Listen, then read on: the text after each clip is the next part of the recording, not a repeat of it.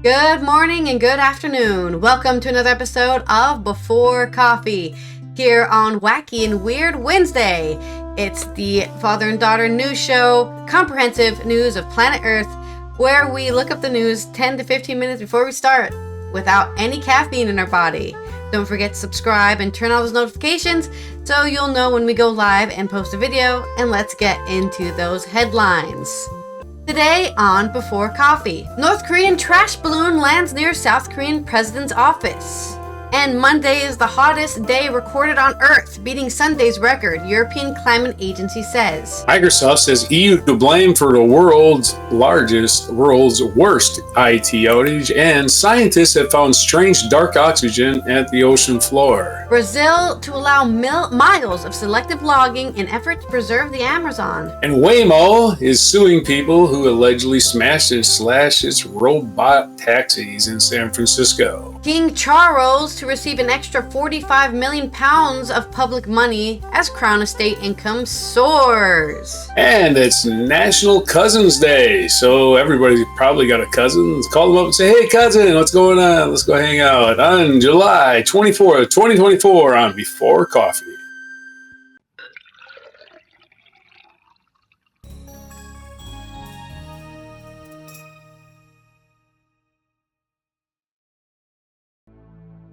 Okay. Now that I think that was pretty smooth except for when I said Amazon.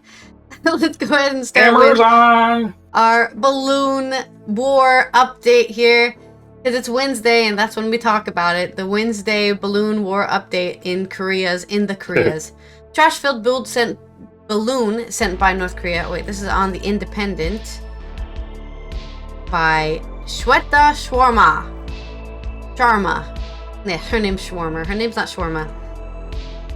North Korea, a trash-filled balloon sent by North Korea fell inside the compound of South Korea's presidential office, marking the most serious escalation yet in the balloon war between the neighbors. The Presidential Security Service said they monitored the latest batch of balloons from the north in real time as they flew towards Seoul, but didn't intercept them midair since the contents were unknown and could have been scattered. Yeah, it's harder to clean up trash if it's not in the bag. It's not known if President Yoon Suk-yeol was inside the compound when the balloon landed. An investigation by the Chemical, Biological, and Radiological Response Team shows that the objects didn't present a danger or contaminations, so they were retrieved. Yonhap News Agency quoted the security services as saying, "We will continue to monitor in cooperation with the Joint Chiefs of Staff. It's difficult to handle midair because we do not know what the balloons may contain," a presidential official said. "There will be no change in our policy of collecting them after they have fallen." Not known if the North uses timers or technology to drop the balloons in strategic places such as the president's office. If that is the case, then it would invite a strong reaction from the South. The North has sent nearly 2,000 balloons in 10 tranches filled with waste paper, cloth scrap, cigarette butts, and even manure since May, causing alarm at airports and in residential areas. Pyongyang has justified the campaign as a retaliation for South Korea sending propaganda leaflets the other way. Yeah, in a way, propaganda leaflets are similar to litter, so... Seoul, in turn, has restarted propaganda broadcast over loudspeakers near the border, including K-pop songs that are banned in the north. The presidential complex is situated in the central Yongsan area of Seoul, about 56 kilometers from the demilitarized zone between the two Koreas. It has been the president's office since 2022. Seoul last week warned that the north would pay a fatal price after Pyongyang sent a new wave of balloons across the border. Fatal? Who are they going to kill? North Koreans' military tension escalating acts in frontline areas may lead to pay a fatal price, and we certainly warn them that all responsibility for the situation lies with North Korean regime, said the South's Joint Chiefs and Staff. So they're really angry about those balloons and that trash. I think they should just ignore it. If it doesn't work, they'll stop doing it, right? Oh yeah, whatever, more trash balloons, who gives a shit? That's my idea anyways. When I don't know how to deal with a problem, I just ignore it and it goes away. At least I think it does. This is from CB Arasu by the Associated Press and on Body Today. Monday, which was let me look at my calendar here. The 22nd of July was recorded as the hottest day ever in recorded history, beating a record set the day before on Sunday, the 21st of July. As countries across the globe, from Japan to Bolivia to the United States, continue to feel the heat, according to the European Climate Change Service. The provisional satellite data published by Copernicus early on, today, the 24th, showed the Monday broke the previous day's record by 0.06 degrees Celsius or 0.1 degree Fahrenheit. Climate scientists say the world is now as warm as it was 125,000 years ago because of human-caused climate change. While scientists cannot be certain that the 22nd was the very hottest day throughout the period, average temperatures have not been high since long before humans developed agriculture. The temperature rise in recent decades is in line with what climate scientists projected would happen if humans kept burning fossil fuels at an increasing rate. We are in an age where weather and climate records are frequently stretched beyond our tolerance levels, resulting in insurmountable loss of lives and livelihoods, Roxy Mathwell-Cole, a climate scientist at the Indian Institute of Tropical Meteorology, has said. Copernicus's preliminary data shows that global average temperature on the 22nd was 17.15 degrees Celsius or 62.87 degrees Fahrenheit. The previous record before this week was set just a year ago.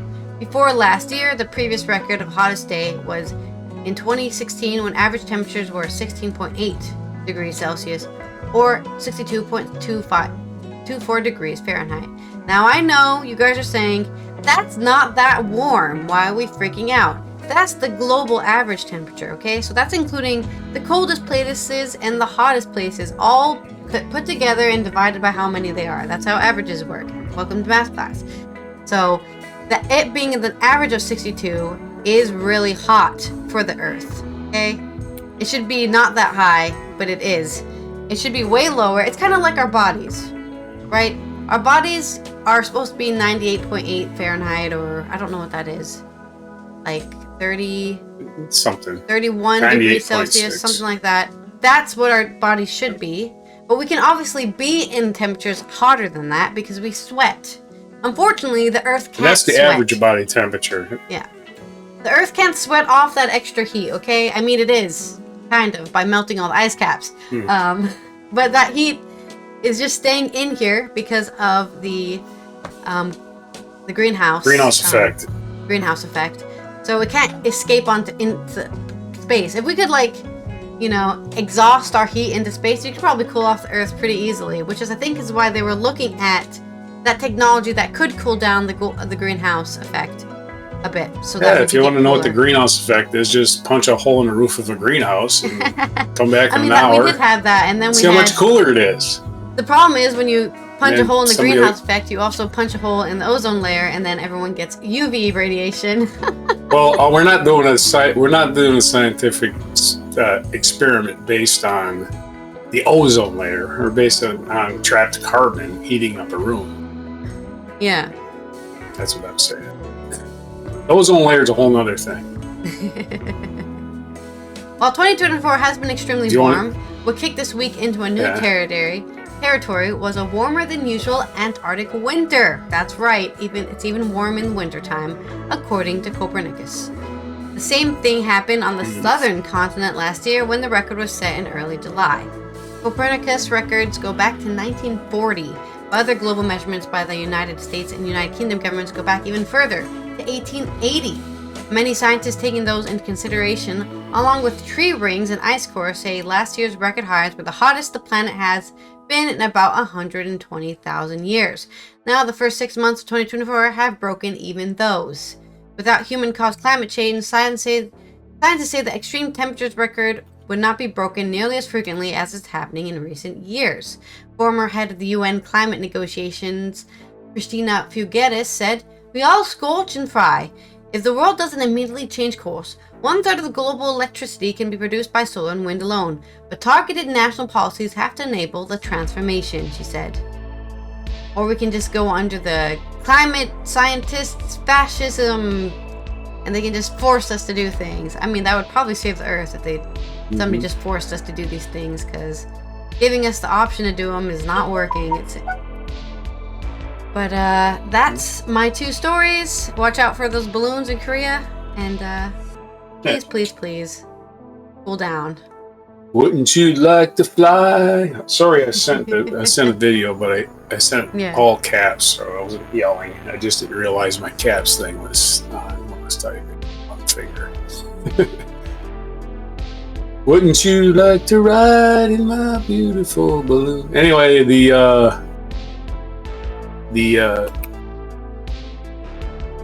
my generation has grown up with several environmental things. The first one I remember was acid rain. And the one after that was called the ozone layer that you brought up. And of course now we have the global warming, climate change, which is technically known as the greenhouse effect, or one of the names is called. And a lot of people my age think they're all the same thing, and they're all lies because they never paid any attention in school. So once you start talking about science, a lot of people are like, I'm not listening to that, that's just a bunch of crap. So I've grown up with just dozens of people like that. It's like, acid rain wasn't real. Yeah, it was real, and they cut back on coal burning plants, so there wasn't so much sulfur in the clouds. Sulfur was going up, a lot of sulfur and a lot of harmful things, let's call it pH levels, it caused pH levels in lakes to kill fish. And they got rid of acid rain for the most part by cutting back in coal burning plants and making them at least cleaner, the ones that existed.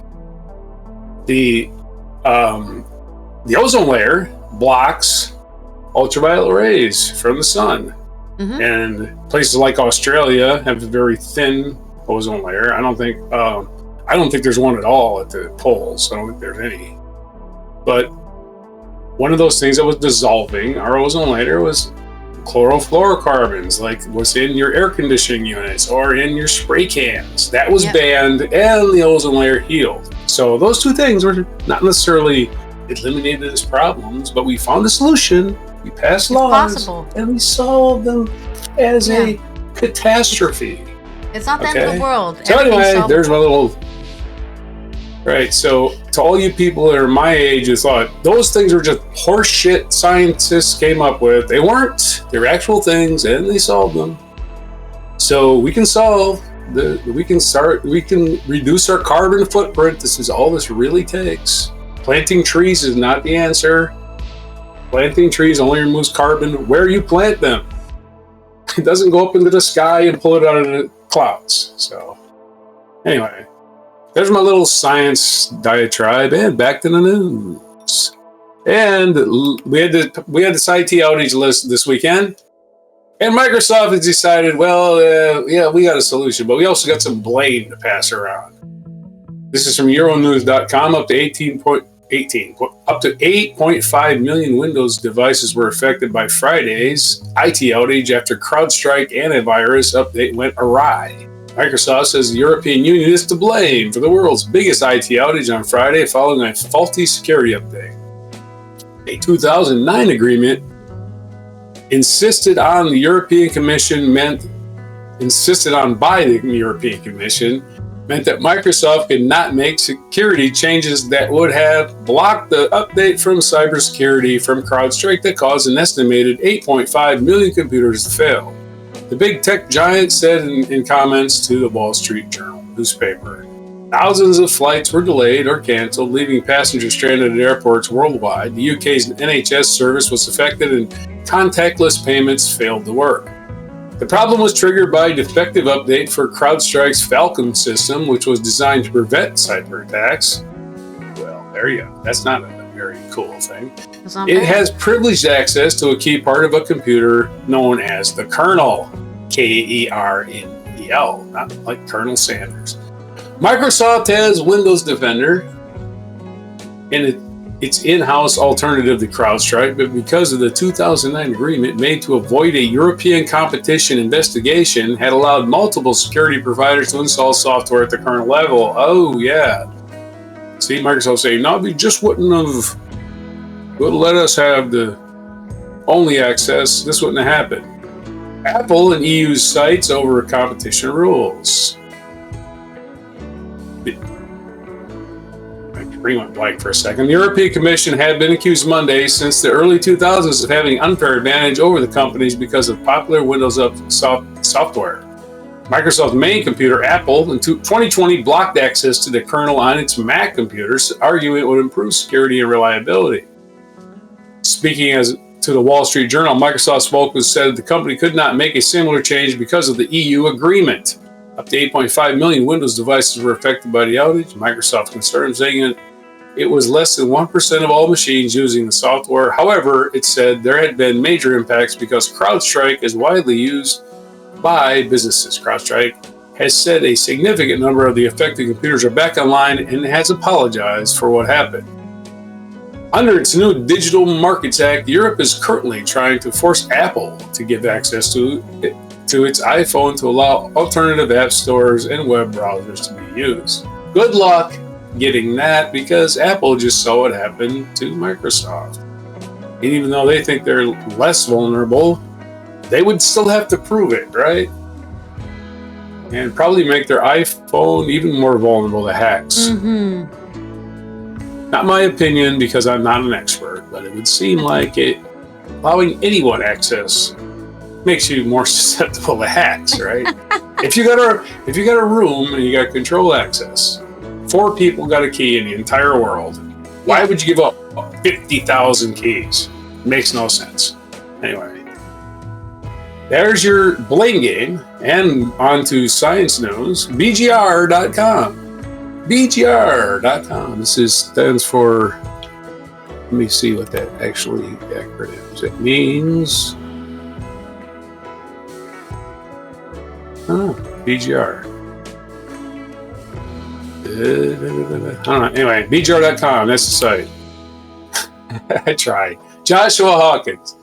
A new oxygen source found at the bottom of the ocean has scientists scratching their heads. The dark oxygen, as some refer to it, appears to be created by a chemical reaction that splits water molecules, leaving excess amounts of oxygen in its wake. And it's probably just causing a lot of bubbles. Bubbles at the bottom of the sea. Researchers have shared their findings in the new source of oxygen in a paper published in Nature Geoscience, and it certainly raises some question about the reaction we're seeing take place here. While some have called it fascinating, they're also admitted it's frustrating too, because it raises a lot of questions and not very many answers. Well, go find the answers. You're scientists. By golly, maybe you'll get a Nobel Prize. Researchers first noticed the dark oxygen source in 2013. However, it wasn't until the expedition put several chambers into place without any photosynthetic organisms within them that the oxygen in the water should have dissipated as other organisms consumed it. But that didn't happen. Instead, the researchers noticed that the water actually saw increased oxygen release. This led them to look deeper into the reactions that they thought they were seeing. That's when their instrument showed the phenomenon in more detail, leaving them scratching their heads. Scratch, scratch, scratch, scratch, scratch, scratch.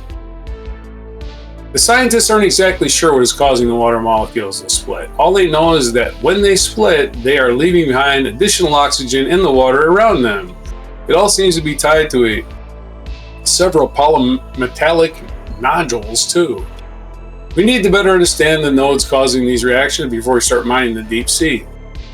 Otherwise, we could destroy entire ecosystems that rely on large amounts of oxygen being released around the nodes. Scientists say that these nodes are releasing so much oxygen, and something around them has to rely on.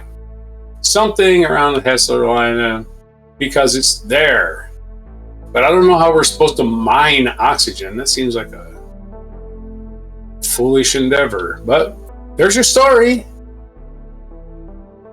There's plenty of oxygen at the ocean floor, so I don't know. Put a giant straw and suck it up. And start sucking it out. I have no idea how you, I don't know how you mine it. I don't know. Oxygen's the gas, right? Unless it's combined with hydrogen or something else, you know. You can make it into a solid somehow and then transport it. I don't know. Oh yeah, so we got yesterday we had helium leaking out of the ground in Minnesota at large rates, and we've got oxygen at the bottom of the ocean floor leaking out. And it's not leaking. It's actually the water's being split. The water atoms are being separated, oxygen from the hydrogen. So there's only one oxygen or two hydrogens. So they're outnumbered 2-1 there at the bottom of the ocean. But there's your science weirdness for today. Back to you. All right, if we're going to talk about science, let's talk about environmental science. And it might sound weird that Brazil is selectively logging the Amazon to save the Amazon, but maybe it's not so wacky and weird as you think. This is by Fabiano Maisonave on AP News.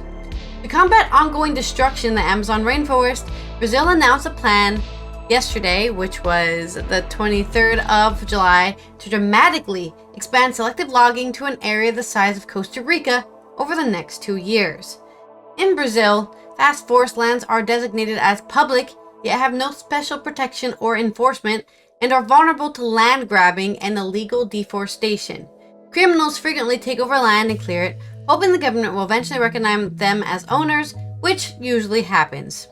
The main goal of our forest concessions is the conservation of these areas, says Renato Rosenberg, Director of Forest Concessions for the Brazilian Forest Service, during an online press conference.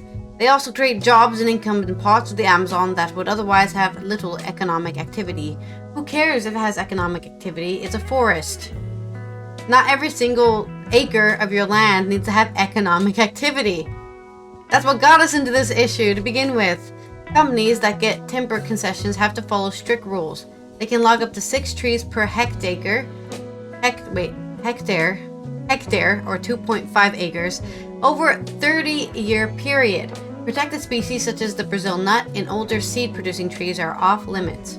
The idea is that granting permission to timber companies to take a limited number of trees gives them a stake in overseeing the forest, something the Brazilian government cannot afford to do. Several studies show that the illegal deforestation in concession areas is significantly lower than outside them.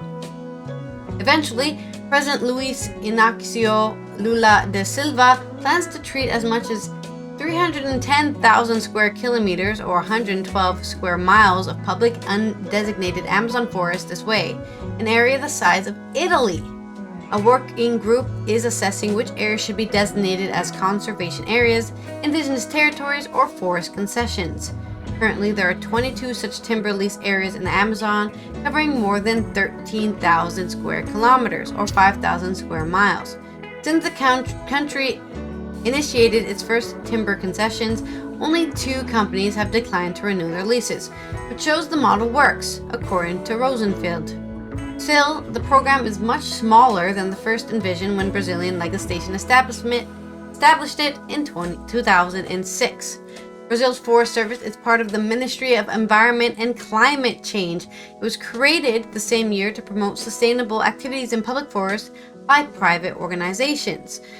The government plans is a partnership with 2 private institutions, Imaflora and System IQ, that will help to research and design community forest management, according to an official statement. Funding comes from the Partnering for Accelerated Climate Transitions, the primary program of the United Kingdom's international climate finance to address climate change. The announcement was met with skepticism by the National Forum of Forest-Based Activities, representing some 3,500 companies with interests in the timber industry. Forest management is the best way to halt environmental crime, from land grabbing to illegal logging, Frank Almeida, president of the National Forum, told AP. There is no use in creating a project that won't become a reality, he said, referencing recent government actions related to exports that have generated business uncertainty.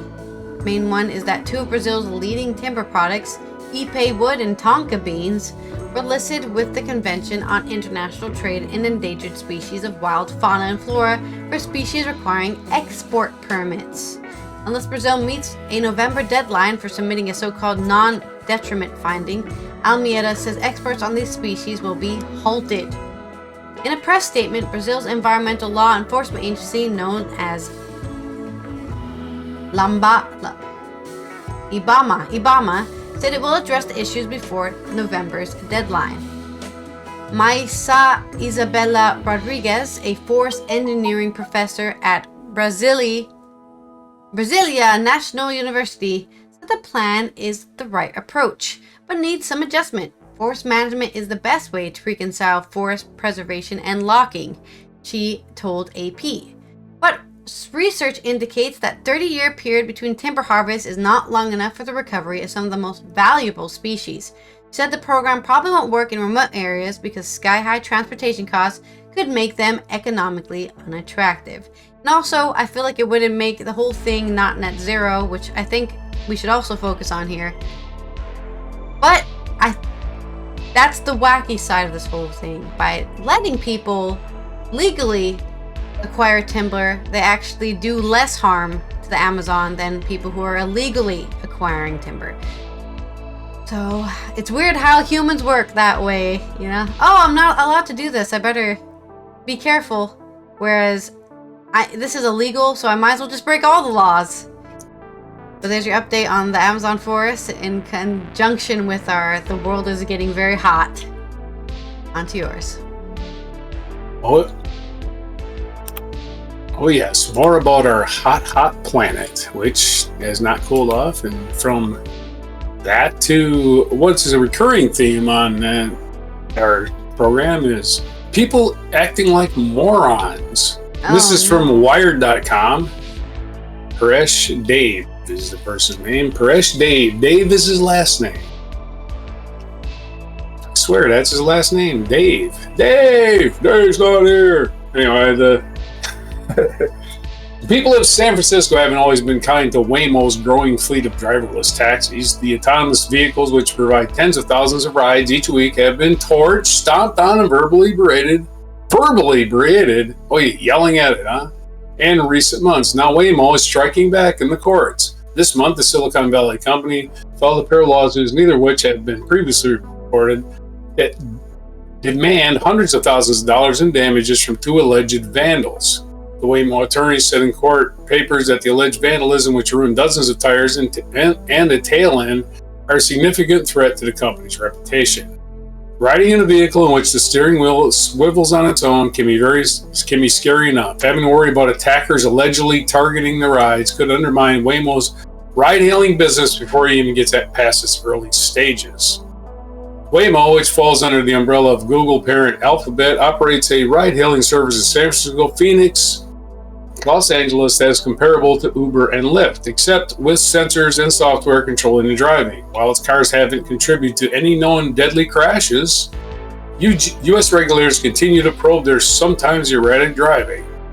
Waymo spokesman Sandy Karp says the company always prioritizes safety and that the lawsuits reflect the strategies. He declined further comment for the story.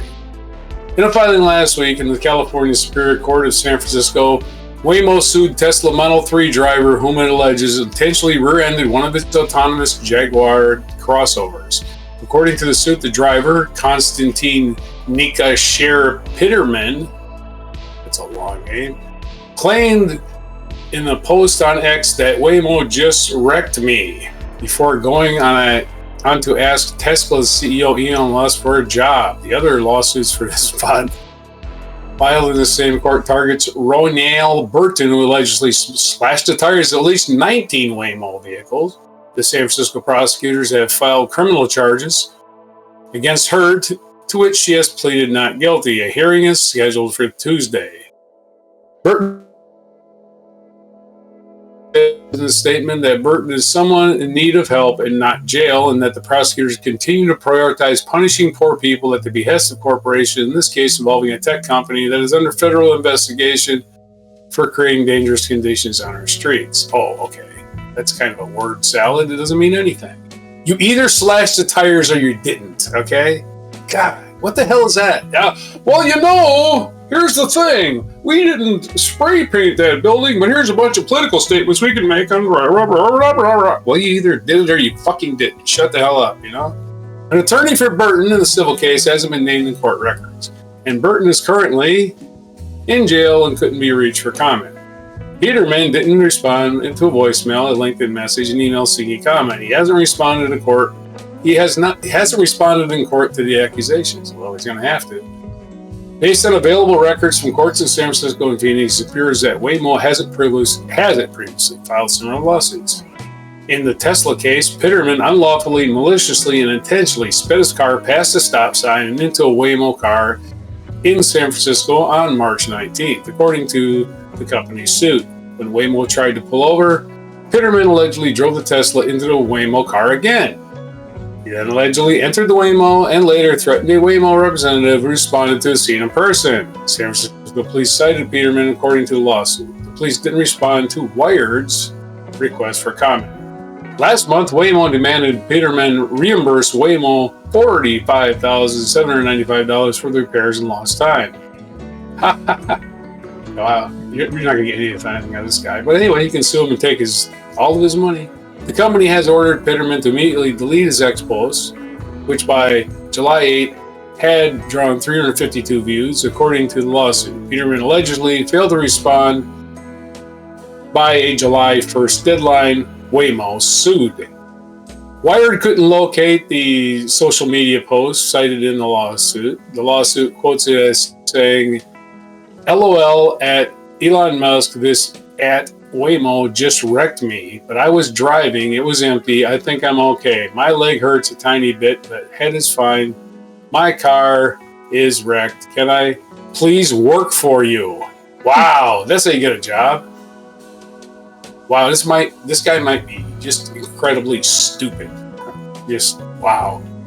He actually can afford a Tesla, though. His parents must be rich, right? Yeah. However, maybe. Wired found the next post, uploaded the date of the accident for an account, purporting to belong to Peterman.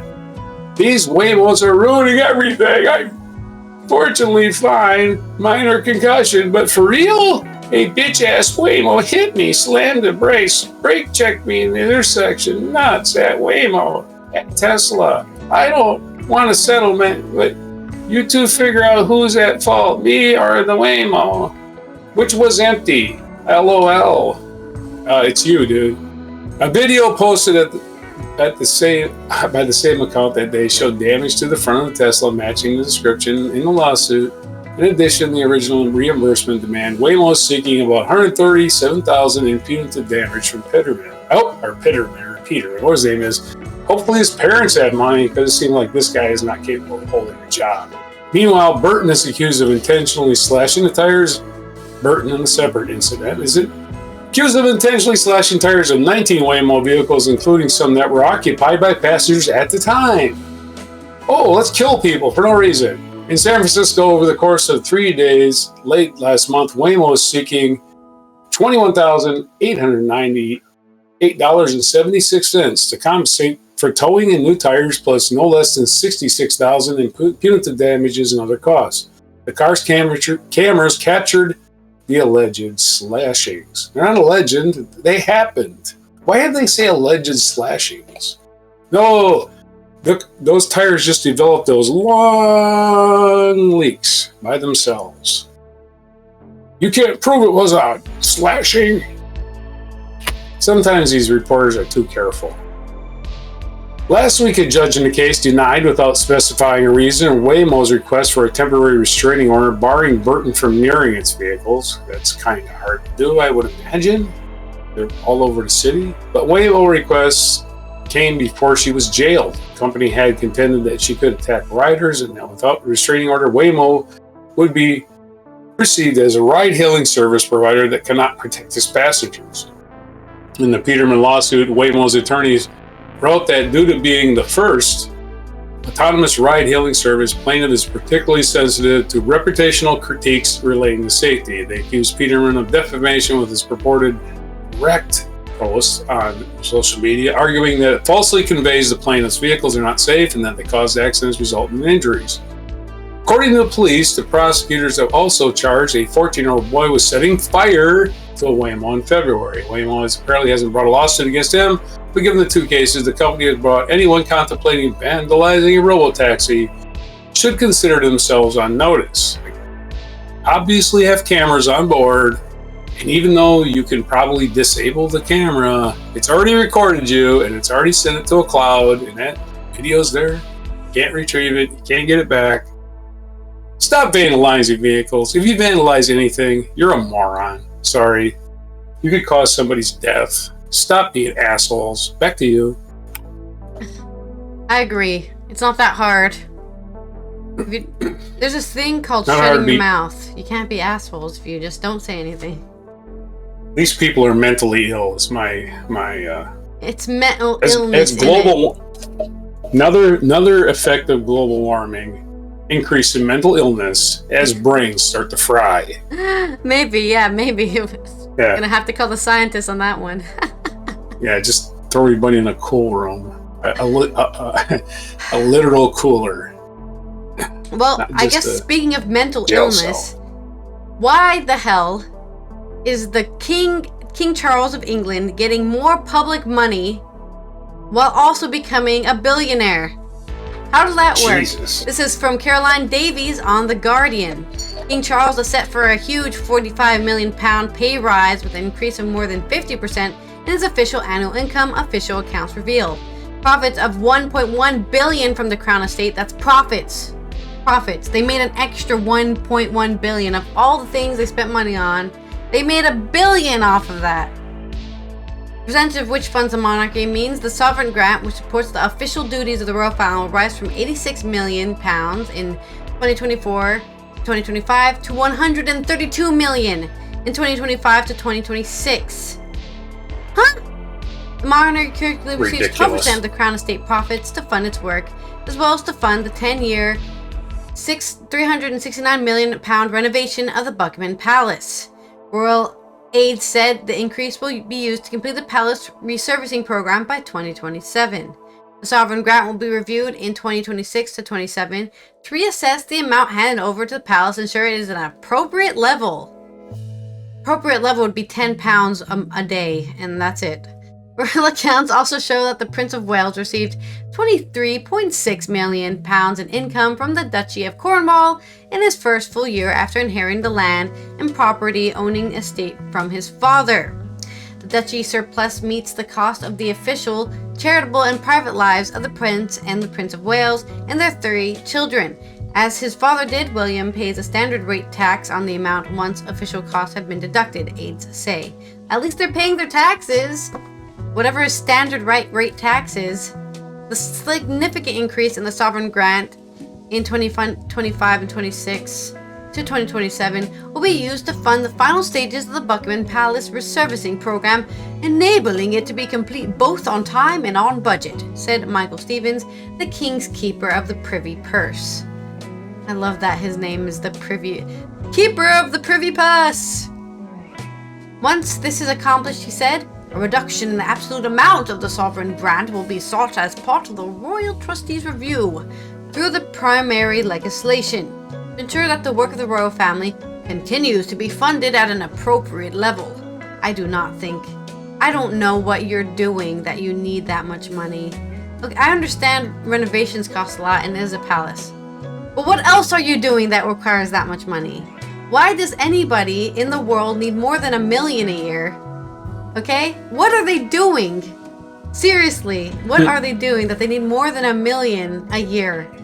Anybody in the world, please, if there's anybody out there who is spending more than $1 million a year, please tell me. 'Cause I'm impressed. A lavish lifestyle. Yeah. I don't mean like, oh, I invest, 75% of that in stocks. I'm not talking about that. That's not necessary. I'm saying like my food, my house, it's definitely a lavish lifestyle of buying really expensive brand name couture clothes and then saying, yeah, that was a necessary expense. Anyways. I can sharpen those guillotines. Yeah. Buckingham Palace annual accounts released yesterday on the 22nd of July cover the first full financial year of the King's reign. They include the months after Charles and Catherine each had a cancer diagnosis, with both being kept from public-facing duties from January onwards.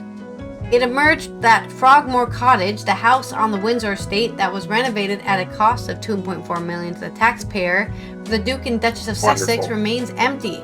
The renovation cost has since been paid back to the public purse. Okay, so they at least gave the money back after they used it. After the departure of the Sussexes, okay, that's a harder word to say. After the departure of the Sussexes from the UK, Princess Eugene, the Duke of York's daughter, lived in there with her family, is currently empty, and there are no new tenants and aides confirmed.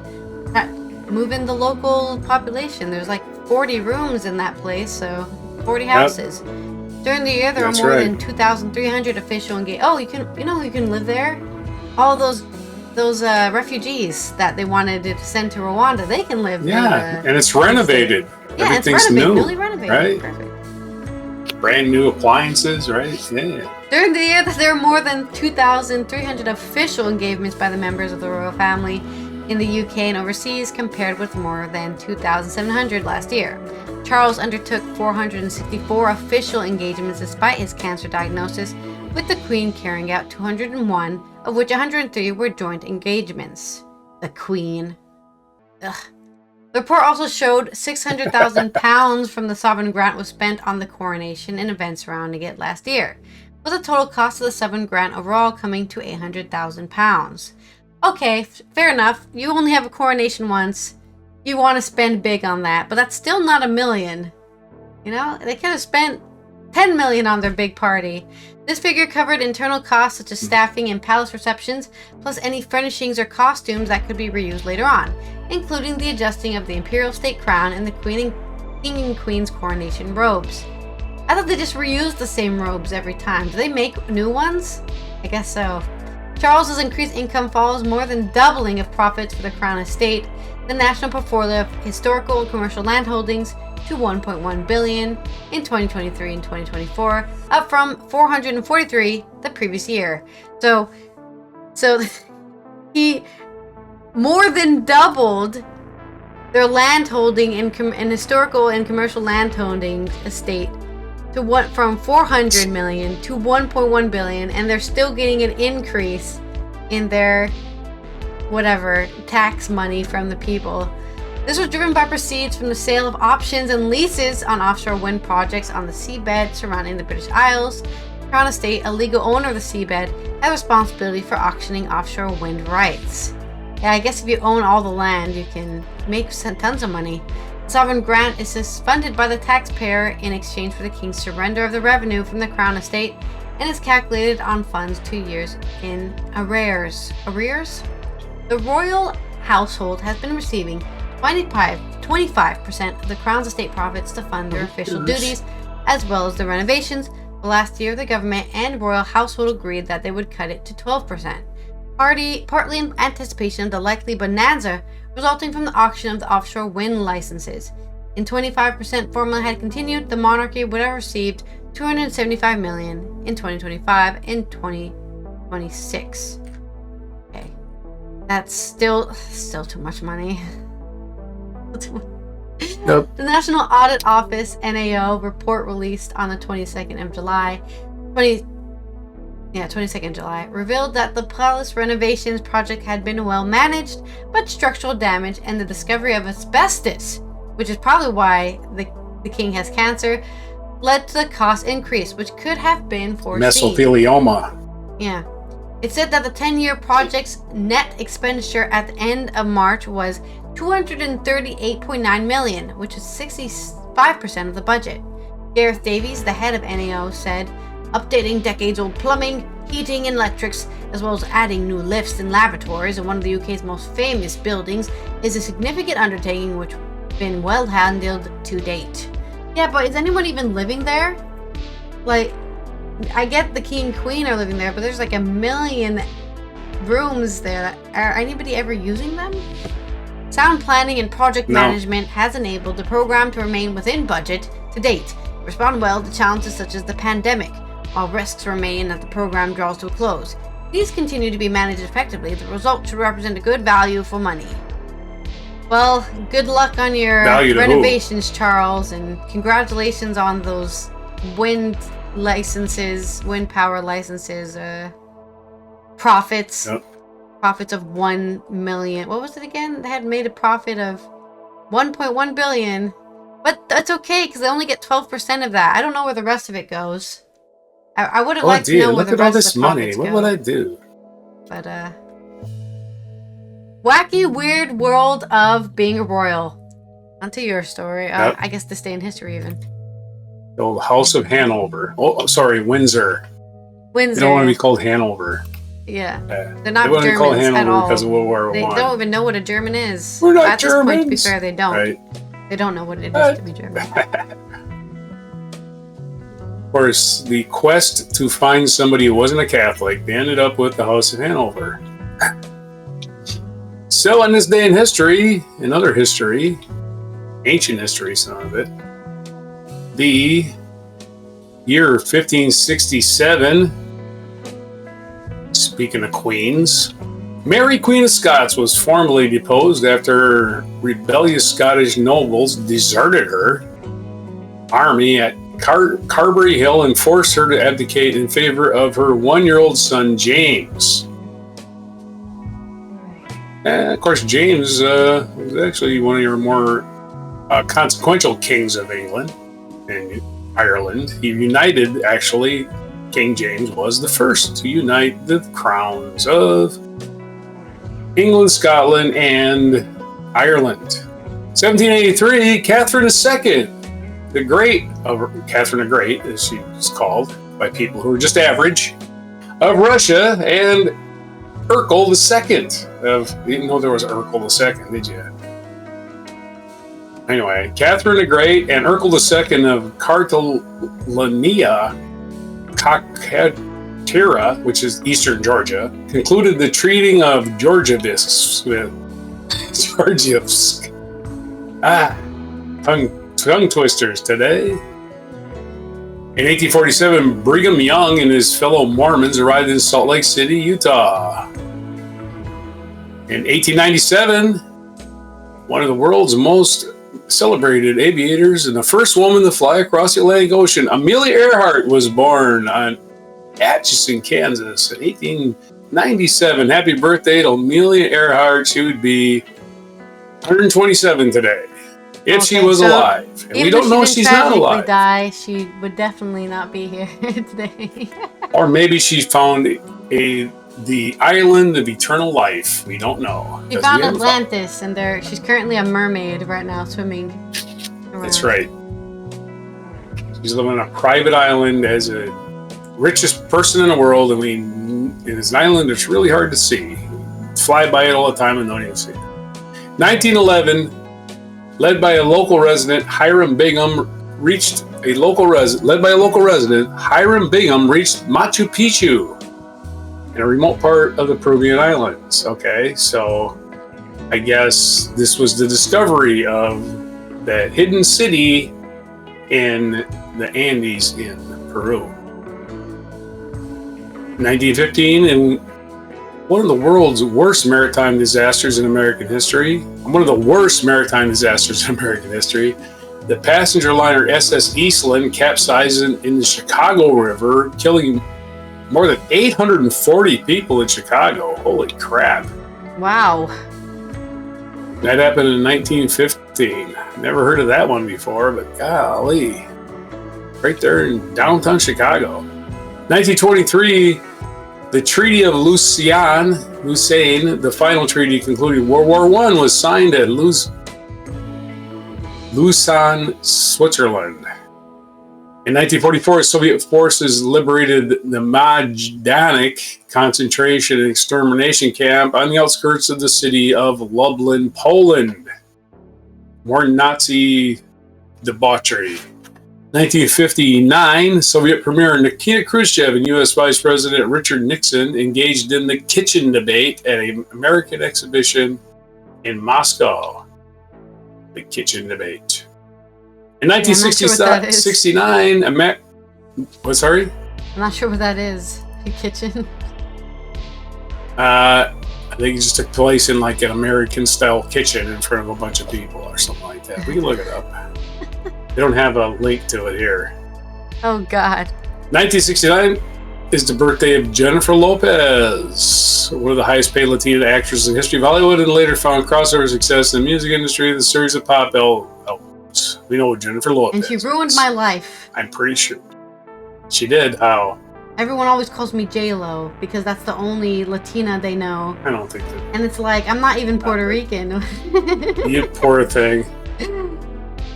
1970. How did that ruin your life? I had no idea. Somebody called me Brad Pitt. Yeah, Anyway, but I mean, it's worse because she's a sexualized star, and I was 13. So that's the weirder part, I think, of that. Like, is she sexualized? Yes. Her butt is sexualized. Yeah, that's what she's famous for, her big butt. Yeah. So what are they comparing me to if not that? You know, what else? Why? Sir Mix-a-Lot. Yeah, just saying. Sir Mix-a-Lot's favorite singer. 1974. The U.S. Supreme Court ruled that President Richard M. Nixon had to provide transcripts of the Watergate tapes to Special Prosecutor Leon Jaworski. Yeah, Nixon was on his way down. Yeah, he had about, what? I am not a couple weeks left at this point in 1974. 1998, World War II drama Saving Private Ryan, starring Tom Hanks, was released and it became a critical and commercial success, earning 5 Academy Awards, including Best Director for Steven Spielberg.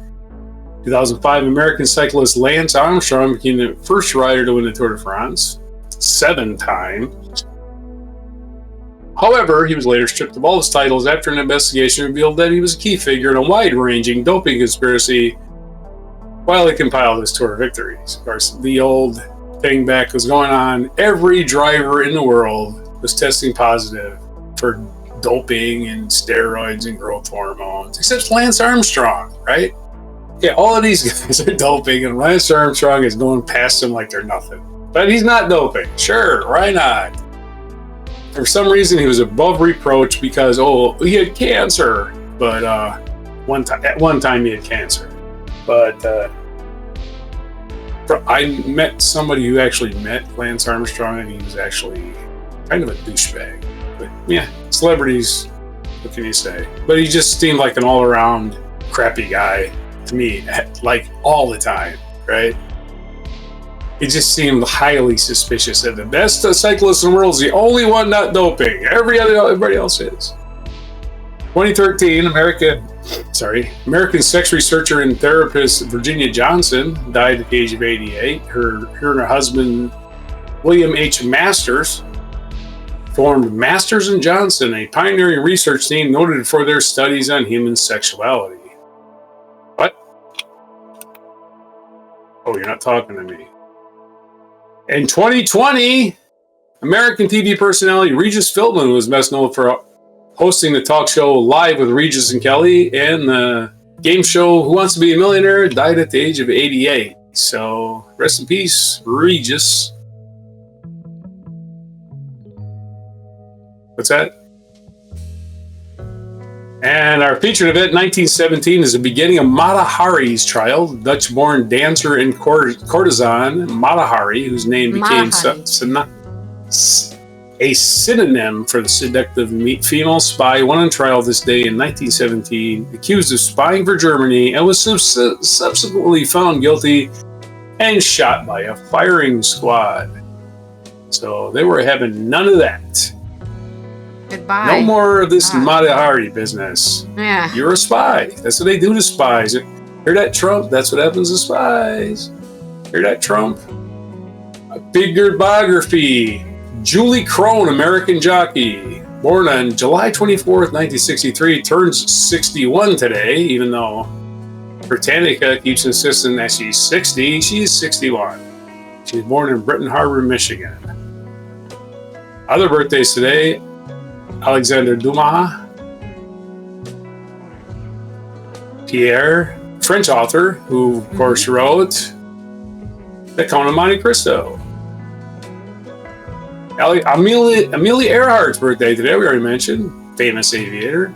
Basketball player Karl Malone was born this day in 1963. He's also turning 61, the same age as our featured biography jockey Julie Crone. They were born the same exact day. So, Hall of Fame jockey, Hall of Fame basketball player. 1964, Barry Bonds, American baseball player, is born in 1964, and this is also birthday of another great athlete, Barry Bonds. So he's turning 60 today. And we already mentioned Jennifer Lopez. And what other days is it? It is National Amelia Earhart Day. No surprise. National Tequila Day. Let's try not to knock back too many of those. Tequila just makes me want to fight. National Thermal Engineer Day. Cool. National Thermal Engineer. It's somebody that can tell you how hot everything is. It's National Drive-Thru Day. So I do that all the time. It's basically majority of my meals that aren't cooked at home are drive-thru, especially since the pandemic. And it's National Cousins Day. So this is particularly for the people of Appalachia. I shouldn't slur the people of Appalachia just because they don't have a wide circle of, wide social circle of people who aren't related to them. Yeah. Because they live such remote places. But there you are. Those are our days today, which is... Sorry? I was going to say, it's hard to escape the stereotypes. Yeah, it is. Yep. It is hard to get rid of. But again, my folks come from Appalachia. My grandfather's from Kentucky, the hills of Kentucky, way out there in the middle of the sticks. And although I have not found a lot of cross-cousin breeding in my family tree, he left back in the late 19th century, I believe. The earliest 20th century he left Kentucky. Anyway, those are your days for today. 7/24/24 on Before Tequila. Hopefully before tequila, because it's after tequila. Oof. You're already drinking tequila now. You have some other problems going for you. This has been Allison here from the Netherlands, where we have our Thursday 13 tomorrow. So don't forget to come back to the Ally and Raj channel to check out that list of 13 things that you may or may not know about. And we will see you then. Have a good, stay warm or stay cold, depending on the temperature of your climate. Yeah. Drink water, wear sunscreen, even if it is cold, because you can still get sunburned in the winter. And we'll see you next time. Here is our mic drop moment.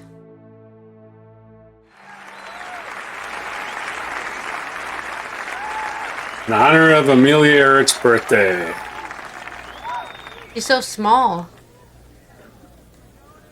You gotta fit in those planes, huh?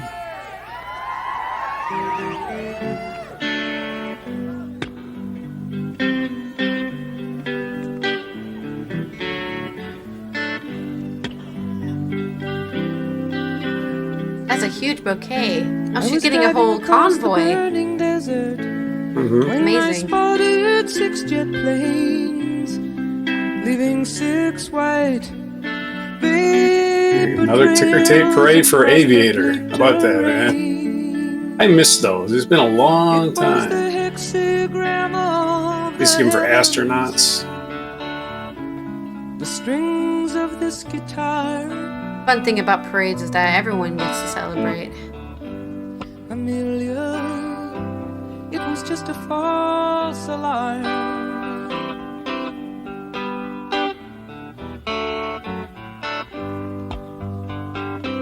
I mean, you can cut it off after about 2 minutes, I guess. I don't know. 10-minute song. No, I did stop it at 2 minutes.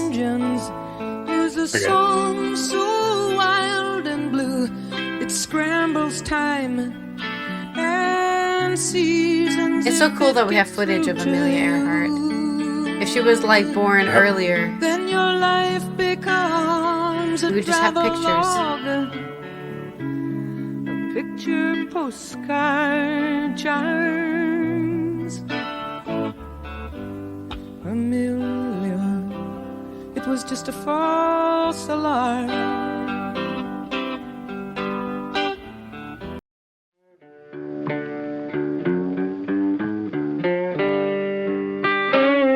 Be sure to hit the like, subscribe, and notify buttons, and follow our other channels, Toxic Alley, History of Gravy, and Scratchy Old Records.